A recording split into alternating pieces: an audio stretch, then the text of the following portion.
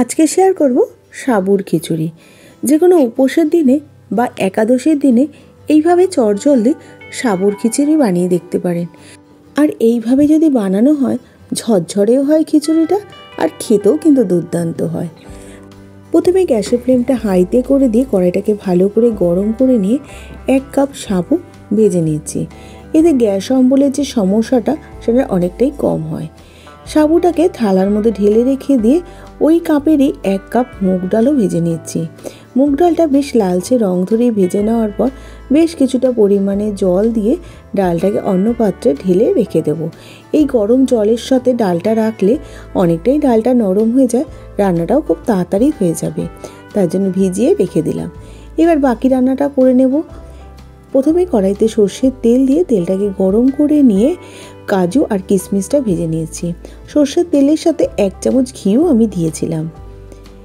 এবার ডুমো ডুমো করে কেটে রাখা আলুটাকে নুন দিয়ে ভেজে তুলে রাখবো। আলুটাকে তুলে নেওয়ার পর ওই তেলের মধ্যেই বাকি রান্নাটা করে নিচ্ছি। তার জন্য ফোড়নে দিলাম 2টো শুকনো লঙ্কা আর দিচ্ছি 1/2 চামচ গোটা জিরে। তারপরে দেব 4টে কুচনো কাঁচা লঙ্কা আর 1 চামচ আদা বাটা। গ্যাসের ফ্লেমটা একদম লোতে রেখে মশলাটাকে 30 থেকে 40 সেকেন্ড ভেজে নেওয়ার পর একটা বড় সাইজের টমেটো কুচনো এর মধ্যে দিয়ে দিলাম।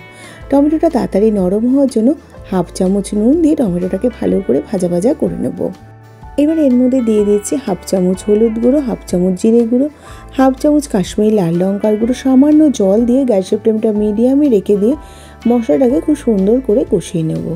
মশলাটা খুব সুন্দর করে কষাতে কষাতে তার মধ্যে দিয়ে দেবো বেশ কিছুটা কড়াইশুঁটি যদি না থাকে সেটাকে স্কিপ করতে পারেন। কড়াইশুঁটিটাকে দিয়ে 2 থেকে 3 মিনিট ভালো করে কষিয়ে নেওয়ার পরে তেলটা ভেসে উঠেছে। এবার আগে থেকে ভেজে রাখা আলুগুলোও দিয়ে দিলাম। আলুটাকে দিয়ে মশলার সাথে কষাতে কষাতে অন্যদিকে যে গরম জলের মধ্যে ডালটা ভিজিয়ে রেখেছিলাম মুগ ডালটা, সেই ডালটাকে এবার 3-4 বার জল পাল্টে পাল্টে ভালো করে ধুয়ে একটা স্ট্রেনারে জলটা ঝরতে রেখে দিয়েছি। তারপর আলুটা কষানো হয়ে গেছে, তার মধ্যে ডালটা দিয়ে দিলাম।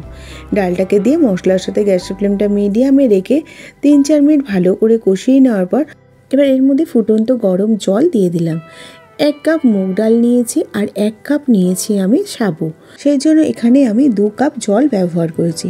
এই জলের রেশিওটা কিন্তু খুব প্রয়োজন এই সাবুর খিচুড়িতে। পরিমাণ মতো নুন দিয়ে গ্যাসের ফ্লেমটা মিডিয়ামে রেখে দিয়ে ডালটাকে সেদ্ধ হওয়ার জন্য রেখে দিলাম।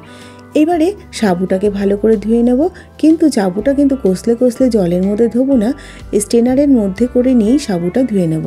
যদি গামলার মধ্যে করে ভালো করে কষলে কষলে ধোয়া হয় তাহলে কিন্তু সাবু ঝরঝরে ব্যাপারটা থাকবে না, সাবুটা বেশি গলে যাবে।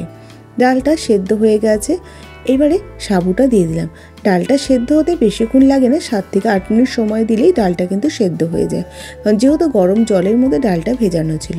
সাবুটাকে দিয়ে গ্যাসের ফ্লেমটা একদম লোতে করে দিয়ে 3 থেকে 4 মিনিট ভালো করে সব কিছু কষিয়ে নেওয়ার পরে সামান্য একটু ফুটন্ত গরম জল দিয়ে দিলাম। বেশি জল দেব না, একটুখানি জল দিলাম। দেখে নিশ্চয়ই বুঝতে পারছেন কতটা জল দিয়েছি। এবার 1 চামচ চিনি দিয়ে দিলাম, যেহেতু খিচুড়ি একটু মিষ্টি না হলে কিন্তু ভালো লাগবে না। আর আগে থেকে যে কাজু কিশমিশটা ভেজে রেখেছিলাম সেটাও এর মধ্যে দিয়ে দিলাম। এবার গ্যাসের ফ্লেমটা একদম লোতে করে দিয়ে 4-5 মিনিট ঢাকা দিয়ে রেখে দেবো। 4-5 মিনিট পর ঢাকাটা খুলে নিলাম। এবারে দিয়ে দেবো 1/2 চামচের থেকে একটু বেশি ঘি। ঘিটাকে দিয়ে ভালো করে মিশিয়ে নিয়ে গ্যাসের ফ্লেমটা বন্ধ করে 15 মিনিটের জন্য স্ট্যান্ডিং টাইমে রেখে দেবো। এই সাবুর খিচুড়িটা ঝরঝরে করার জন্য কিন্তু স্ট্যান্ডিং টাইমটা ভীষণ প্রয়োজন। 15 মিনিট পর ঢাকাটা খুলে দেখাচ্ছি, দেখুন কতটা ঝরঝরে হয়েছে। যদি আপনারা একটু পাতলা পছন্দ করেন সেক্ষেত্রে ফুটন্ত গরম জলটা একটু বেশি ব্যবহার করতে পারেন। রান্নাটা হয়ে গেছে, এবার গরম গরম আমি কিছুটা সার্ভ করে দিলাম। যে কোনো উপোসের দিনে এইভাবে চটজলদি বানিয়ে দেখতে পারেন, খেতে কিন্তু দুর্দান্ত লাগে।